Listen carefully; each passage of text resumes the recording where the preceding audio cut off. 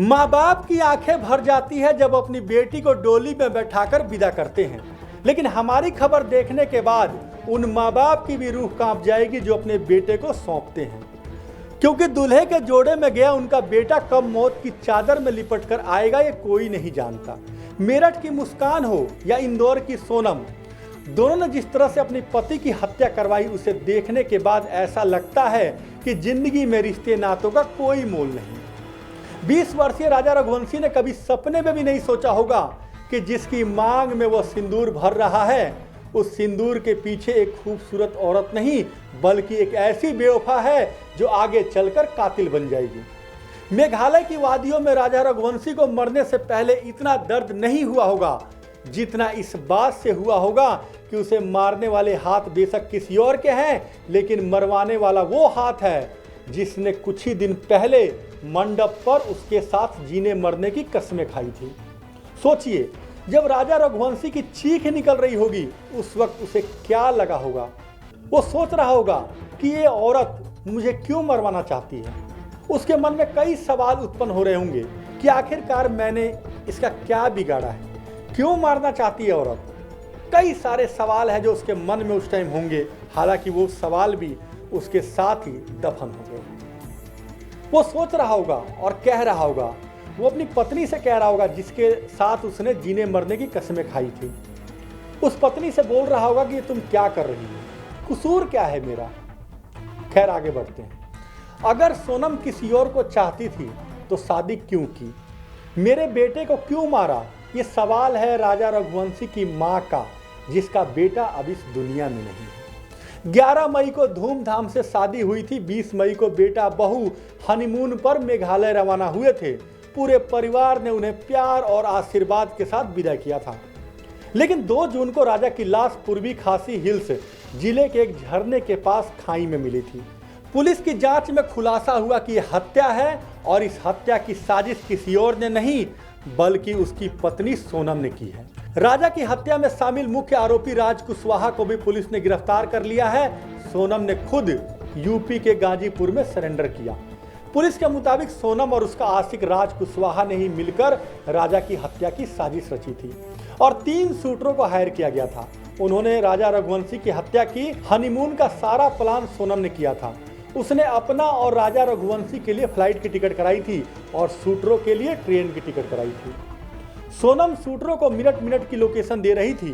Police के मुताबिक हत्या करने वाले आरोपी सोनम और राजा रघुवंशी से कुछ ही दूरी पर ठहरे हुए थे। एक सीसीटीवी फुटेज में दिख रहा है कि सोनम अपने पति से दूर होकर फोन पर कुछ लिखती हुई नजर आ रही है। पुलिस को शक हुआ कि सोनम शूटरों को अपना लोकेशन शेयर कर रही थी। 23 मई को राजा और सोनम मेघालय के नोगरीहाट गांव के पास पहुंचे। सोनम के कहने पर राजा को सुनसान रास्ते पर ले जाया गया। वहीं पर तीनों आरोपी विशाल चौहान, आकाश राजपूत और आनंद कुर्मी ने उस पर हमला किया। पोस्टमार्टम रिपोर्ट के अनुसार राजा के सिर पर तेज धार हथियार से वार किए गए थे। चलिए अब आपको बताते हैं कि सोनम का आशिक कौन है जिसके लिए उसने राजा रघुवंशी की हत्या करवाई थी, जिसने एक बहन से उसका भाई छीन लिया, एक माँ से उसका बेटा छीन लिया, एक बाप से भी उसका बेटा छीन लिया और एक भाई से भी उसका भाई छीन लिया। दरअसल जो जानकारी मिल रही है पुलिस सूत्रों और कुछ अखबार की सुर्खियों पर अगर नजर डालें तो सोनम के आशिक का नाम राज कुशवाहा है, जो सोनम के पिता की कंपनी में काम करता था। सोनम और राज दोनों मिलने लगे और उसी बीच एक दूसरे से उनको प्यार हो गया। सोनम के घर वाले इसके खिलाफ थे, इसलिए उन्होंने सोनम की शादी राजा रघुवंशी से करवा दी, लेकिन सोनम राज कुशवाहा से के संपर्क में थी, इसीलिए उन दोनों ने मिलकर राजा रघुवंशी की हत्या की साजिश की। पुलिस के मुताबिक हत्या करवाने के बाद सोनम ने मनगढ़ंत कहानी रची। हत्या के कुछ दिन बाद एक होटल पर गई, वहां से उसने अपने परिजनों से संपर्क किया, लेकिन पुलिस ने इसे बेनकाब कर दिया। इस वारदात के बाद लोगों के मन में कई सवाल हैं। पहला सवाल यही है कि अगर सोनम किसी और से प्यार करती थी तो उसने राजा रघुवंशी से शादी क्यों की। ये सभी के मन में है, मेरे मन में भी है, आपके मन में भी होगा। वही दूसरा सवाल, अगर शादी हो गई तो तलाक दे देती या चली जाती छोड़कर, लेकिन उसने राजा को क्यों मारा। तीसरा सवाल, अगर सोनम और उसके आशिक के बारे में सोनम के घर वालों को जानकारी थी तो उन्होंने सोनम की शादी राजा रघुवंशी से क्यों करवाई? इस सवाल का जवाब लेने के लिए हमने कई लोगों से बातचीत की। सबने अपनी अपनी राय दी है। हमारे साथ वरिष्ठ पत्रकार गणेश चौहान भी मौजूद है। आप देख सकते हैं एक विंडो में गणेश चौहान मौजूद है तो दूसरे विंडो में न्यूज़ रूम से नेहा द्विवेदी भी मौजूद है। ये लोग क्या कह रहे हैं आप खुद सुनिए। एक एक कर मैं आपको इन दोनों का भी बयान सुनवाता हूँ। तो सबसे पहले गणेश जी आपका स्वागत है न्यू इंडिया न्यूज़ नेटवर्क में। गणेश जी, क्या मानते आप कि सोनम ने ऐसा क्यों किया? आप भी जगह जगह जाते हैं, पत्रकारिता करते हैं, आप लोगों के बीच जाते हैं, तो लोग क्या कह रहे हैं? लोग की मानसिकता क्या है? लोग क्या कहना चाह रहे हैं कि आखिरकार सोनम जैसी औरतें जो एक आशिक के चक्कर में अपने पति की हत्या कर देती है या करवा देती है, क्या कहेंगे आप? देखिए आलोक, पहले जो शादियाँ होती थी, एक परिवार दूसरे परिवार के बारे में पूरी जानकारी रखते थे। उनका क्या गोत्र है, कोई ऐसा आपराधिक मामले में तो नहीं है ये लोग, लड़की सही है नहीं है, परिवार सही है नहीं है, सारी छानबीन होती थी। उसके बाद शादी तक पहुंचता था। और वो शादी ऐसा नहीं है कि 1-2 महीने में हो जाती थी, साल भर 2-2 साल तक शादियां रुकती थी, उसके बाद शादियां होती थी। लेकिन आज का जो समय इतना बदलता जा रहा है, ना तो पिता को बच्चे की फ़िक्र है, ना बच्चे को पिता की फ़िक्र है। कौन बच्चा क्या कर रहा है, कौन सा बच्चा क्या नहीं कर रहा है, कहीं ऐसा तो नहीं है कि गलत गतिविधियों में पड़ गया है। तो कहीं ना कहीं एक तो परिवार की भी मैं कमी समझूंगा, क्योंकि पहले क्या था कि बच्चे जो थे अपने माँ बाप के सामने खुलकर रहते थे। माँ बाप को ये पता था कि हमारा बच्चा क्या कर रहा है, हमारा बच्चा किससे बात करता है, हमारे बच्चे की भाषा क्या है। अब ये सब कुछ समाप्त होता नज़र आ रहा है, क्योंकि एक तो ये टीवी हो गए हैं, दूसरा इलेक्ट्रॉनिक्स मीडिया बाकी जो न्यूज़पेपर्स हैं। पहले कहाँ विज्ञापन आते थे अखबारों में कि शादी की ये लड़की चाहिए, लड़का चाहिए, पहले कहाँ आते थे। पहले तो मैं आपको बताऊं, हमारी उम्र भी 50 के आसपास हो गई। हम जब देखते थे कि जो भी लड़की की शादी होती थी जिस भी गांव में, उसका परिवार आता था, काफ़ी गहनता से जांच करता था, और उसके बाद हम यहाँ से लड़के वाले जाते थे, लड़के वाले खूब जानकारी हासिल करते थे। ब्राह्मण और नाई दोनों मिलकर उस गांव में जाते थे जिस गांव में लड़की की शादी होनी थी। तो वो ब्राह्मण और नाई इतनी जानकारी रखते थे उस गांव के बारे में भी, उस परिवार के बारे में भी, तो उससे ऐसा नहीं होता था कि कहीं ना कहीं गड़बड़ी की संभावना थी। लेकिन आज की स्थिति ये हो गई है कि जातिवाद पहले बहुत होता था, लेकिन अब जातिवाद तो मुझे लग रहा है दिल्ली एनसीआर में तो तकरीबन समाप्ति होता जा रहा है।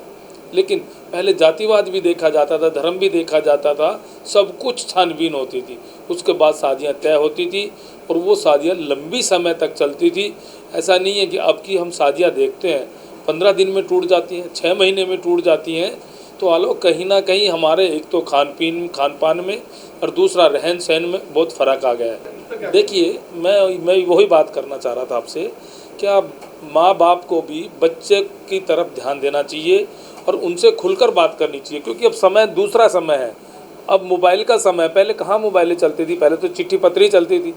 अब तो क्या है, शादी होती नहीं है, शादी से पहले ही मोबाइलों के माध्यम से वो दूसरी शादी हो जाती हैं, और जिससे फिर जो लड़की आती है ना, वो ना तो घर वालों की इज्जत करती है, ना बाहर वालों की इज्जत करती है। फिर कहीं ना कहीं उनमें दरार पड़ जाती है और वो शादियाँ लंबे समय तक नहीं चलती। एक और कारण है इसमें, ये लिविंग वाला मामला बहुत ज़्यादा इफ़ेक्ट करता है इसमें।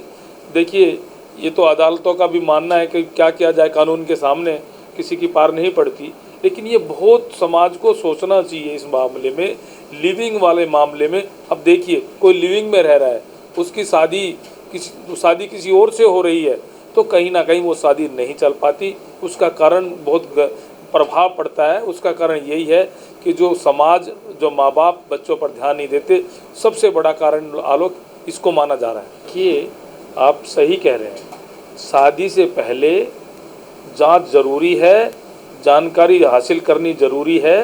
अन्यथा अगर इसी प्रकार से शादियां होती रहीं तो इसी तरह सोनम की तरह, जैसे सोनम ने अपने पति की हत्या कराई है नहीं कराई है वो तो अभी कानून का विषय है, लेकिन इसी तरह की घटनाएं घटती रहेंगी और घटनाएं कम नहीं होंगी। आलोक, घटनाएं बढ़ेंगी, क्योंकि इस प्रकार से प्रकृति और परिवर्तन हो रहा है समाज में बहुत स्पीड से। कोई उसको देखने वाला नहीं है। सब आप देखिए मोबाइलों में लगे रहते हैं बच्चे।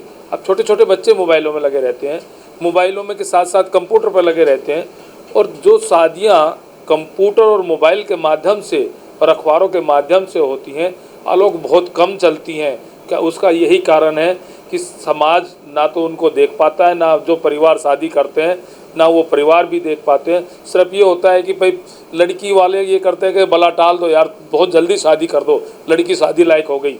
लेकिन ये नहीं देखते कि जिसके साथ तुम शादी कर रहे हो उसकी क्या स्थिति है।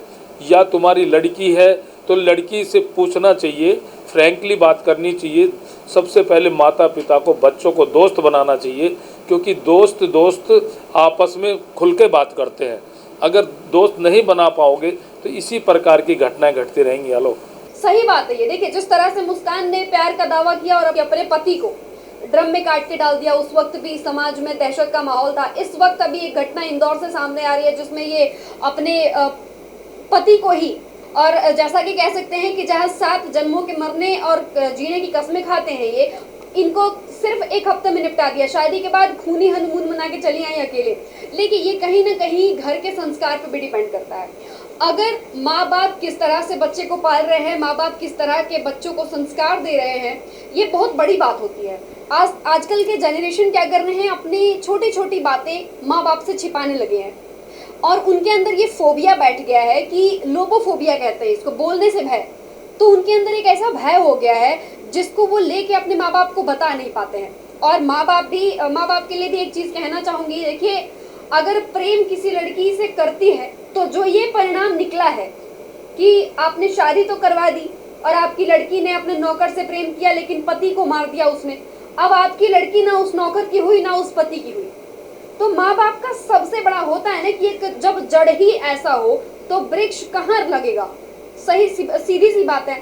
तो सोनम ने जो किया है, मैं सोनम को कसूरवार तो मानती हूँ, लेकिन उसके पीछे जो सबसे बड़ा योगदान है वो उनके माँ बाप का है। मैं कहती हूँ कि मान लीजिए कि अगर वो लड़की अपने नौकर से ही प्यार करती है, आप उससे उसकी शादी कर देते। प्रेम विवाह में कभी भी जातिवाद को लाया ही नहीं गया है। प्रेम विवाह को सबसे ऊंचा रखा गया है, सबसे ऊपर रखा गया है, जिसमें दहेज जैसी प्रथा भी नहीं है। तो जातिवाद कहाँ से आ गया? मान लीजिए कि अगर जातिवाद आ भी गया तो या तो आप अपनी लड़की को समझाते, सोनम को समझाते, शादी करनी है कि नहीं करनी है एक बार उसकी मर्जी जान लेते। क्योंकि शादी के बाद हनीमून के समय इस तरह के लड़की का जो माइंड है इतना शार्प कैसे हुआ?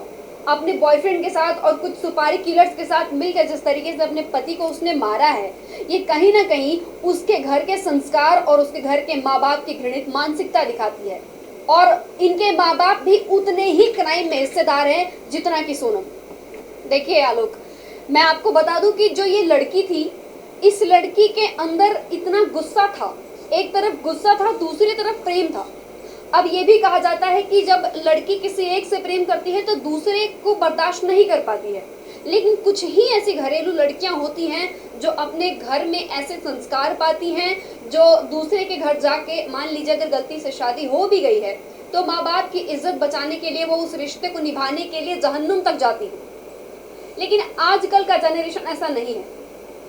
आजकल महज 1 हफ्ते में, 15 दिनों में, 2 साल 3 साल में रिश्ते टूटने लगे हैं। और टूटने का कारण यही है कि या तो माँ बाप कहीं ना कहीं गलत है, जो लड़की का हाथ उसके बॉयफ्रेंड के या फिर प्रेमी के हाथ में नहीं देते हैं, जिसका परिणाम ये मौत होता है और मौत के घाट पर लड़कियां काट के फेंकी जाती हैं, या तो लड़कियां खुद काट के लड़कों को फेंक रही हैं। देखिए, इस लड़के का जो लड़का मरा है इसका तो कोई कसूर नहीं था, इसने कोई गलती नहीं की है। लेकिन जो भी गलती की है इसकी पत्नी ने की है और इसके पत्नी के घर वालों ने किया है। जी बिल्कुल। तो एक तरफ गणेश चौहान मौजूद थे तो वहीं दूसरी तरफ नेहा द्विवेदी भी मौजूद थी। इन दोनों ने अपनी अपनी राय रखी है। अब हमारी आपसे अपील है कि आपकी क्या राय है, आप भी कमेंट्स बॉक्स में अपनी राय जरूर दीजिएगा। आज के लिए इतना ही। कल फिर होगी नई खबर के साथ आपसे मुलाकात। तब तक के लिए नमस्कार। और हाँ, आपसे अपील है कि इस वीडियो को शेयर कीजिएगा ताकि सही लोगों तक सही जानकारी पहुँच जाए। धन्यवाद।